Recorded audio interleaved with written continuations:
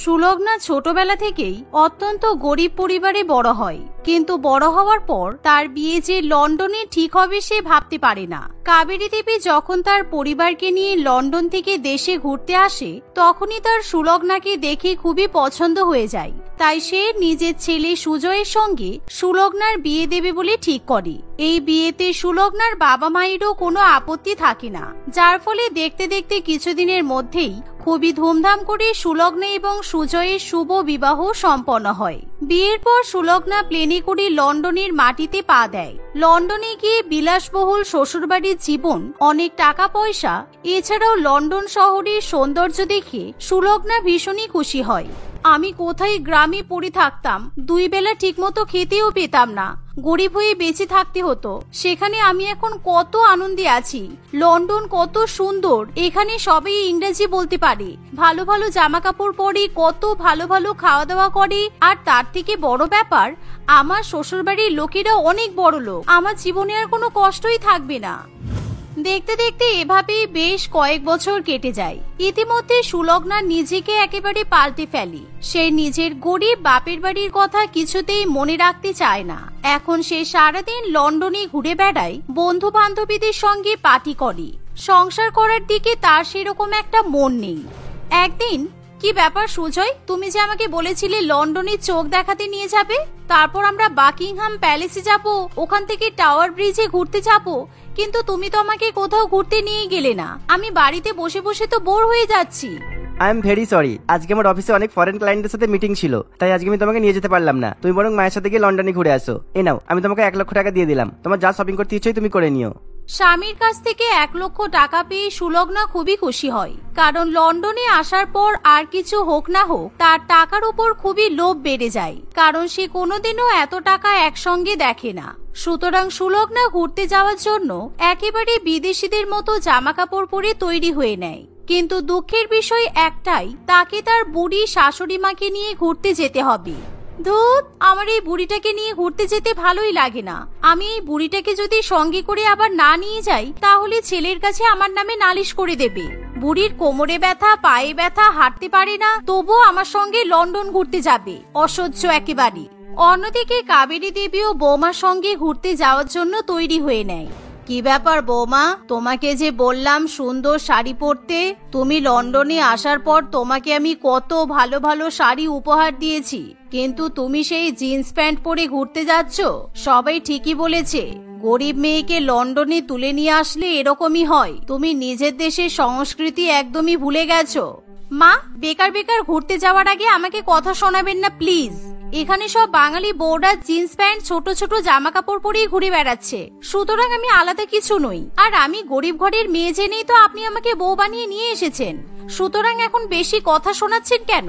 ঘুরতে যাওয়ার আগে আমার মুডটা নষ্ট করবেন না দয়া করে। এই বলে সুলগ্না তার শাশুড়ি মাকে চুপ করিয়ে দেয়। কিছুক্ষণের মধ্যেই তারা বাড়ি থেকে বেরিয়ে পড়ে, কিন্তু সুলগ্নার তার শাশুড়ি মায়ের পাশাপাশি হাঁটতে একদমই ভালো লাগে না। তারা দুজনে মিলে যখন বাকিংহাম প্যালেসে গিয়ে পৌঁছায়, সেখানে সুলগ্না তার শাশুড়ি মায়ের হাতে ফোন ধরিয়ে দিয়ে বলে, মা, এখানে আমার কটা সুন্দর সুন্দর ছবি তুলে দিন তো, আমি সোশ্যাল মিডিয়াতে পোস্ট করব। আমার গ্রামের বান্ধবীরা আমার লন্ডনের ফটো দেখে একেবারে জ্বলে পুড়ে যাবে। কাবেরী দেবী কোনো মতে তার বৌমার ভালো ভালো ফটো তুলে দেয়, কিন্তু বৌমা শাশুড়ি মায়ের সঙ্গে কোনো ফটো তুলতে চায় না।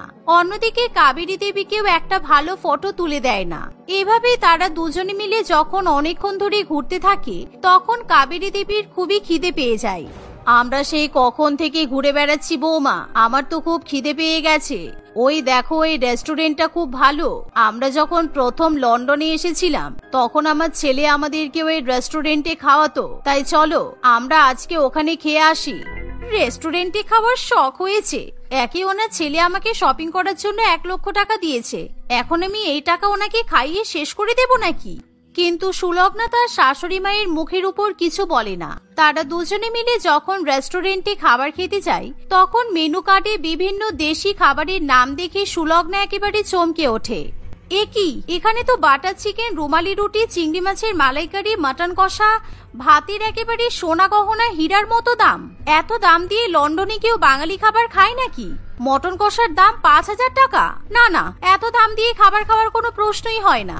আমাদের দেশে এসব খাবারের দাম কত সস্তা। বেকার বেকার বাঙালি খাবারের পেছনে আমি এত টাকা খরচা করতে পারবো না। কি বলছো বৌমা?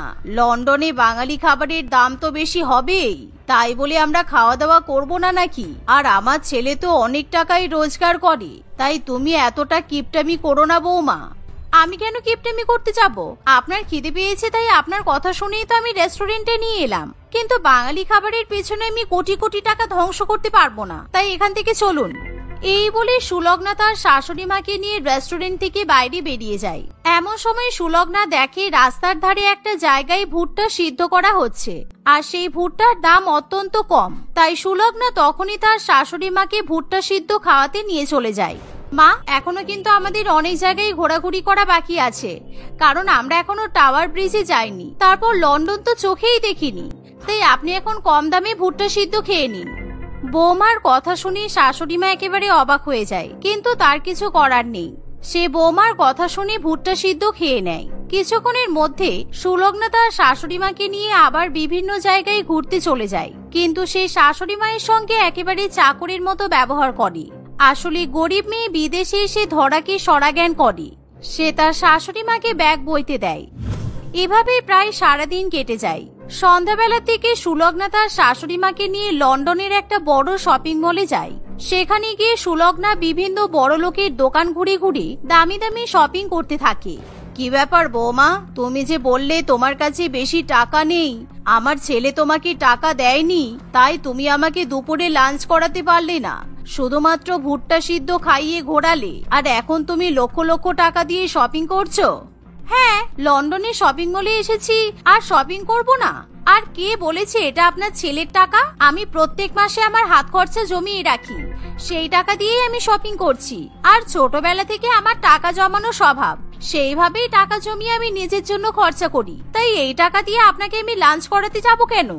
এরকম কথা শুনে শাশুড়ি মা মনে মনে খুবই কষ্ট পায়।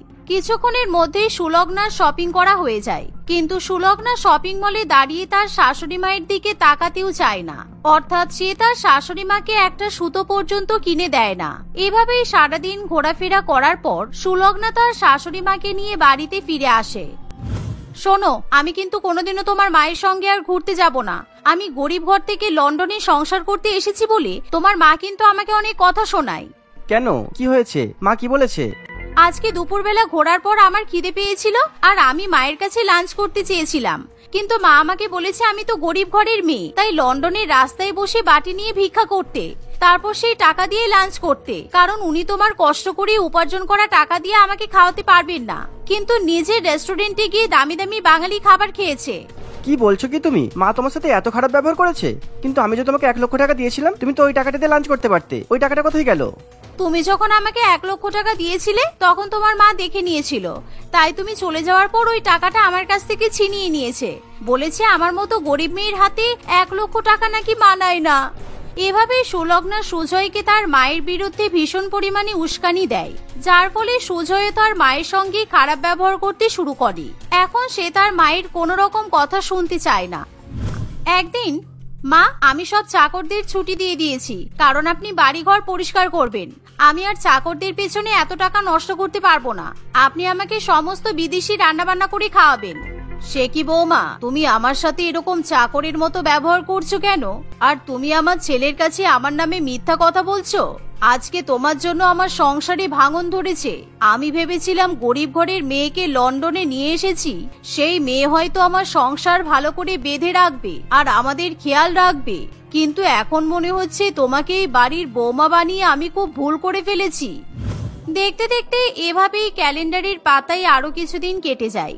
এখন সুলগ্না প্রত্যেক দিন তার বিদেশি বান্ধবীদের নিয়ে এসে বাড়িতে পার্টি করে খাওয়া দাওয়া করে, আর সমস্ত কাজ শাশুড়ি মাকে দিয়ে করাতে থাকে।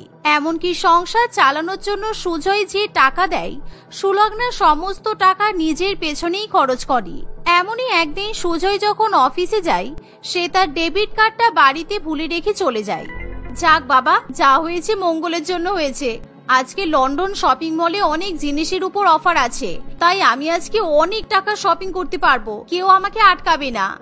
এই বলে সুলগ্না তার স্বামীকে কিছু না জানিয়েই ডেবিট কার্ড নিয়ে শপিং মলে শপিং করতে চলে যায়। সেখানে গিয়ে সুলগ্না অনেক অনেক টাকা খরচা করে প্রচুর প্রচুর শপিং করে। শপিং করতে গিয়ে সুলগ্না প্রায় 1 কোটি টাকা খরচা করে দেয়। আর যখন সুজনের ফোনে টাকা ডেবিটের মেসেজ চাই তখন সুজয় একেবারে ভয় পেয়ে যায়। তাই তখনই সুজয় সুলগ্নাকে ফোন করতে শুরু করে, কিন্তু সুলগ্না কিছুতেই ফোন ধরতে চায় না। শপিং করার পর সুলগ্না যখন বাড়িতে ফিরে আসে তখন কি ব্যাপার সুলগ্না, আমি বাড়িতে এসে মায়ের কাছে শুনলাম তুমি নাকি শপিং করতে গিয়েছিলে। তোমার এত বড় সাহস, তুমি আমাকে না জানিয়ে আমার ডেবিট কার্ড নিয়ে শপিং করতে গেছো?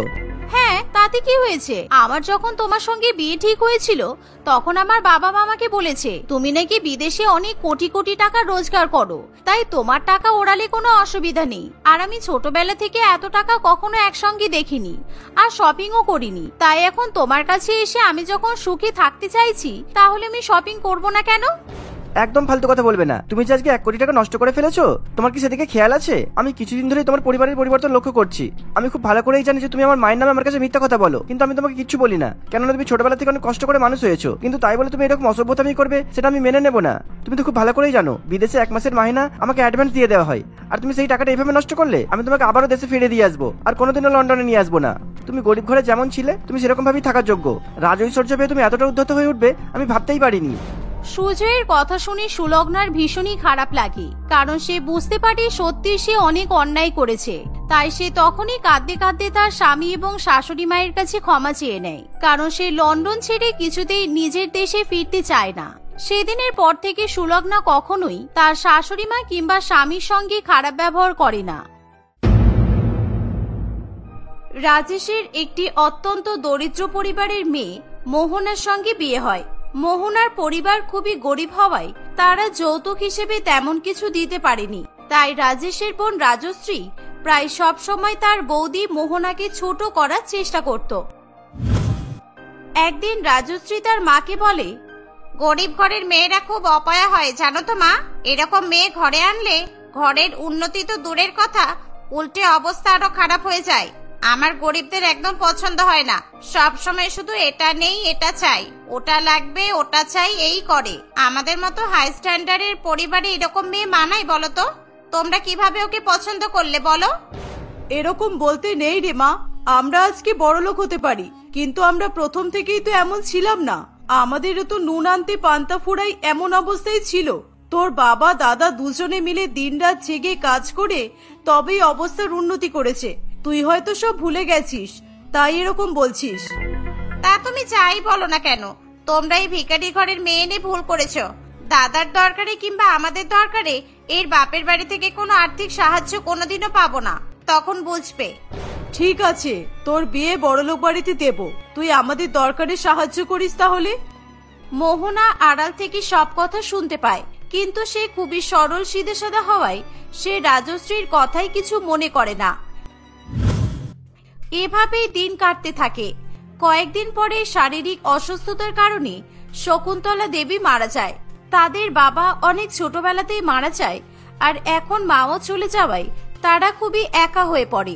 এমন অবস্থায় মোহনা পুরো মায়ের মতো করে রাজশ্রীর যত্ন করে, তার পছন্দ অপছন্দের খেয়াল রাখে, কিন্তু রাজশ্রী কিছুতেই খুশি ছিল না।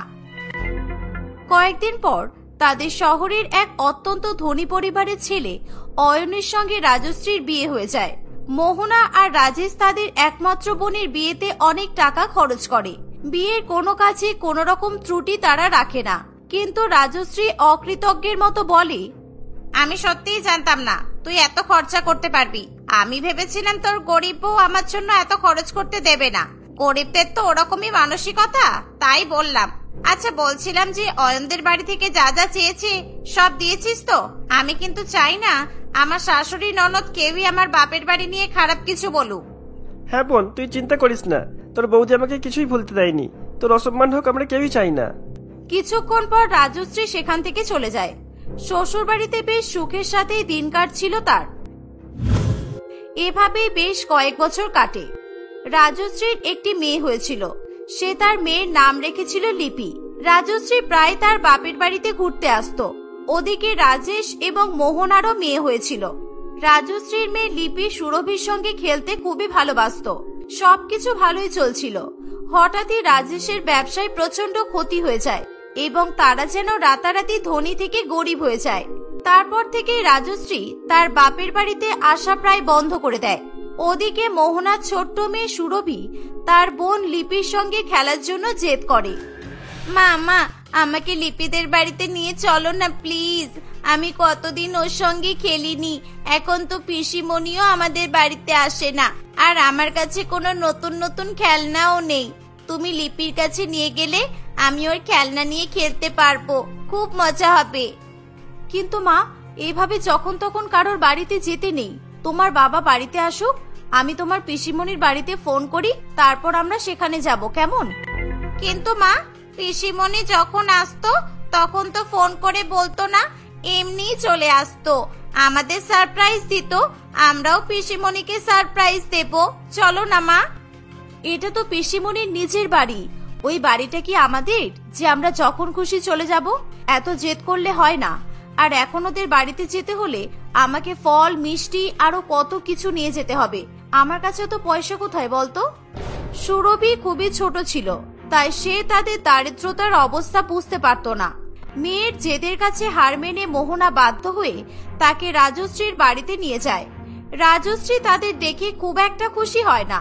তাদের আসতে দেখেই সে আগে গিয়ে নিজেদের ঘরের আলমারিগুলোতে তালা লাগিয়ে দেয়।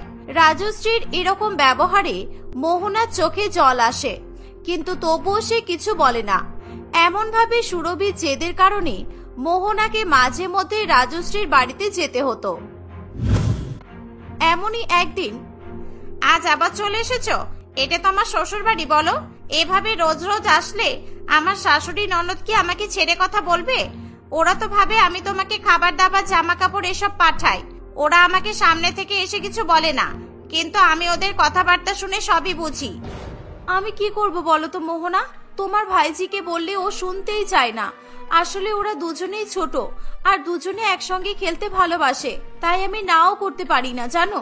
আমি অনেক বোঝাই, সুরভি কিছুতেই বুঝতে চায় না। বুঝতে চায় না আবার কি? গালে একটা থাপ্পড় মেরে বোঝাবে। ওকে ছোট থেকেই ধনী গরিবের পার্থক্য বুঝতে হবে। এত দামি দামি খেলনা দেখে ওর লোভ বেড়ে গেছে, তাই রোজ এখানে আসতে চায়। ওর জন্য আমার মেয়ের দুপুরবেলা ঘুম হয় না। কাছাকাছি বিয়ে করে সমস্যায় পড়ে গেছি একেবারে। তুমি রাগ করো না রাজশ্রী, কাল থেকে ও বায়না করলে আমি ওকে আর নিয়ে আসবো না। তোমার অসুবিধা হবে এমন কিছুই আমি করব না, তুমি চিন্তা করো না গো। হ্যাঁ তাই করো। আর দেখো তোমার মেয়ে আবার আমার লিপির কোনো খেলনা নিয়ে গেছে কিনা। নিয়ে গেলে দিয়ে যাও, ওর বাবা সব বিদেশি খেলনা কিনে এনে দেয়। কোনো কিছু হারিয়ে গেলে আমাকেই কথা শুনতে হবে। না না রাজশ্রী, আমার মেয়ে যা খেলে এখানেই, ও তো বাড়িতে কিছু নিয়ে যায় না। তাও আমি দেখবো, বাচ্চা মানুষ তো, যদি ভুলবশত কিছু নিয়ে গিয়ে থাকে। এমন সময় সুরভি সেখানে হাতে একটি দামি খেলনা নিয়ে চলে আসে। মা, এবার বাড়ি চলো, আমাদের খেলা হয়ে গেছে। আর জানো মা, বনু আমাকে এই খেলনাটা দিয়েছে, বলেছে বাড়ি নিয়ে গিয়ে খেলতে। আমার তো খুব মজা হচ্ছে। রাজশ্রী রেগে গিয়ে সুরভির হাত থেকে খেলনাটা কেড়ে নেয়। বাহ, এই বয়সে চুরি করতে শিখে গেছিস? মা তাহলে ভালোই ট্রেনিং দিচ্ছে বল। এটা আমার মেয়ের সবচেয়ে পছন্দের খেলনা, আর ও তোকে এটা দিয়ে দেবে? এইটুকু বয়সে ভালোই মিথ্যা কথা বলতে শিখেছিস। বাবারে বাবা, লোকে সত্যি কথাই বলে যে কেউ অভাবে চোর হয় আর কেউ স্বভাবে। যদিও তোদের অভাব আছে, আবার স্বভাবও খারাপ। বৌদি, তুমি না এক্ষুনি বলছিলে যে তোমার মেয়ে কিছু নিয়ে যায় না? তাহলে এটা কি? কালকের মধ্যে সব ফেরত দিয়ে যাবে তোমার মেয়ে যা যা নিয়েছে। পিসিমণি, আমি সত্যি বলছি, ওটা বনু আমাকে দিয়েছে, আমি নিজে থেকে নিইনি। রাজশ্রী সুরভির কোনো কথা শোনে না। রাজশ্রীর ব্যবহারে খুব দুঃখ পায় মোহনা, কিন্তু সে একটাও কথা বলে না। তারা কাঁদতে কাঁদতে সেখান থেকে চলে যায়। রাজী সেসব জানতে পারলে তার বোনকে খারাপ ভাববে ভেবে বাড়িতে এসে মোহনা কিছুই জানায় না। তারা অনেকদিন রাজশ্রীর বাড়িতে যায় না দেখে রাজেশ নিজেই একদিন জিজ্ঞাসা করে, সুরভিকে নিয়ে এখন আর লিপির কাছে যাও না কেন? মেয়েটা সারাদিন একা একা নিজের মতো খেলতে থাকে। লিপিকে পেলে ওরও তো ভালো লাগে, নিয়ে যাবে ওকে। আমার বোন ওকে খুব ভালোবাসে, দাদার মেয়ে বলে কথা। মোহনার চোখ ভেঙে কান্না আসে, কিন্তু সে কিছু বলে না। না না, রোজ রোজ বোনের শ্বশুর বাড়ি যাওয়া ভালো নয়। মেয়ের শ্বশুর বাড়িতে এক গ্লাস জলও খেতে নেই, আর সেখানে তুমি বলছো রোজ যেতে? একদম নয়। এসব বলে মেয়েকে প্রশ্রয় দেবে না। ও একা থাকুক না, একাই খেলুক, এভাবে বড় হয়ে যাবে। দেখতে দেখতে আরো বেশ কয়েকদিন কাটে। রাজেশ একদিন বাড়িতে এসে মোহনাকে বলে, তোমাকে রাজশ্রী ওদের বাড়িতে যেতে বলেছে, সামনেই লিপির জন্মদিন, ওরা বোধহয় কোনো পার্টি রাখবে, তাই কোনো দরকারে হয়তো তোমাকে যেতে বলেছে। তুমি আজই যেও, আমার বোন তো এখন অনেক ছোট, তাই ওসব একা সামলাতে পারবে না, তুমি ওকে একটু সাহায্য করে এসো।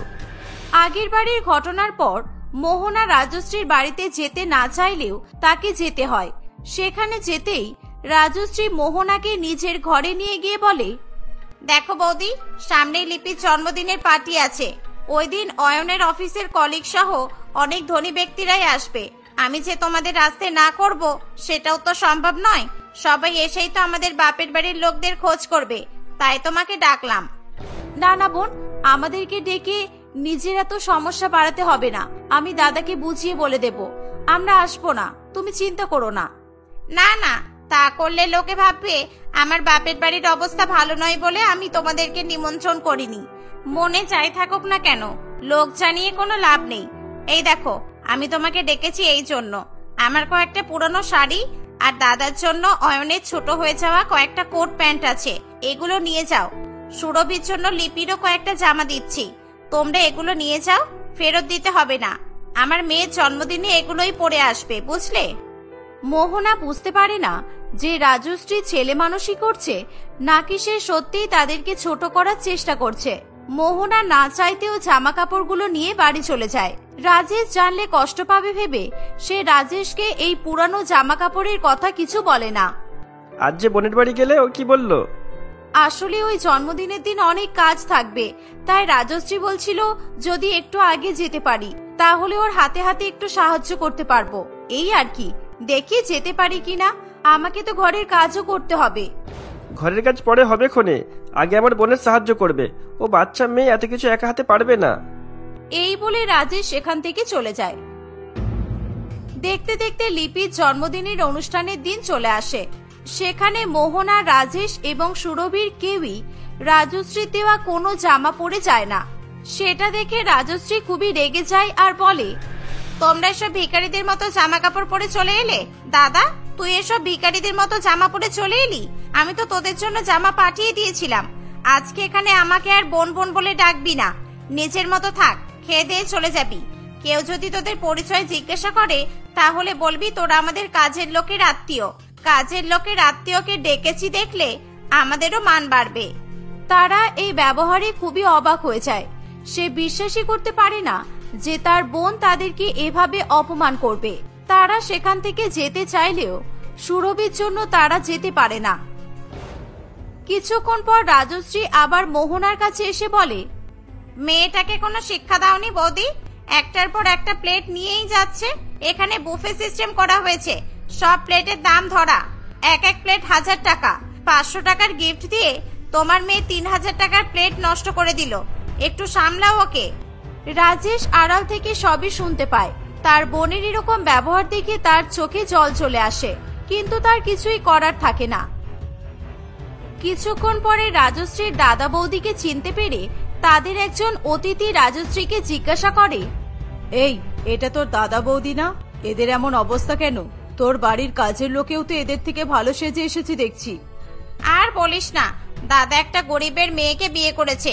আমি মাকে বলেছিলাম এই গরিবগুলো বড্ড অপয়া। দেখ না, আসতে না আসতেই আমার মাকে খেয়ে নিল, তারপর দাদার ব্যবসাও খেয়ে ফেললো। আমি ওই জন্যই লিপির সঙ্গে ওই অপয়া মেয়েটাকে মিশতে দিই না। এসব শুনে রাজেশ আর মোহনা সেখানে থাকতে পারে না। তারা কাঁদতে কাঁদতে সেখান থেকে চলে আসে। রাজেশ এতটাই কষ্ট পায় যে এরপর থেকে তার বোনের কল আসলে সে ধরতো না। কিন্তু একদিন তার বোনের স্বামী অয়ন ফোন করায় সে খুবই অবাক হয়ে ফোনটা ধরে। ফোন ধরে সে জানতে পারে যে বাথরুমে পা পিছলে পড়ে গিয়ে রাজশ্রীর হাত ভেঙে গেছে। তারা আর কিছু না ভেবেই রাজশ্রীকে দেখতে হসপিটালে চলে যায়। তুমি কেমন আছো রাজশ্রী? তুমি একদম চিন্তা করবে না, আমরা এখানেই আছি। তোমার যা দরকার পড়বে আমাদেরকে বলবে, আমরা সব রকম ভাবে সাহায্য করব। লিপির স্কুলের পরীক্ষা শুরু হবে কয়েকদিনের মধ্যে, আমি না থাকলে ওর পড়াও হবে না। আর তাছাড়া ও একা একা কিভাবে থাকবে বাড়িতে? আমার শাশুড়ি ননদ কেউই বাড়িতে নেই, আর অয়নেরও তো অফিস থাকবে। তুমি চিন্তা করো না, আমি লিপিকে পড়াবো, আর যতদিন না তুমি সুস্থ হচ্ছ ও আমার সঙ্গেই থাকবে। এভাবেই বেশ কিছুদিন কাটে। রাজশ্রী একদম সুস্থ হয়ে তার দাদা বৌদির বাড়িতে আসে। সে সেখানে এসে সবার কাছে হাত জোড় করে ক্ষমা চায়। আমি টাকা পয়সার নেশায় অন্ধ হয়ে গিয়েছিলাম, কিভাবে মানুষের সঙ্গে ভালো ব্যবহার করতে হয় সবই ভুলে গিয়েছিলাম। আমার অবস্থা দেখে আমার দেখভাল করার ভয়ে আমার শাশুড়ি আর ননদ আমাকে একা রেখে ঘুরতে চলে গেল। আর যাদেরকে আমি এত খারাপ কথা বললাম, অপমান করলাম, তাদের জন্যই আমার মেয়েটা খেয়ে পড়ে ঠিকভাবে থাকতে পারলো। আমাকে ক্ষমা করে দাও তোমরা। তারা সবাই রাজশ্রীকে ক্ষমা করে দেয় এবং এভাবেই তাদের মাঝে ধনী গরিবের দেওয়ালটা পুরোপুরি ভেঙে যায়।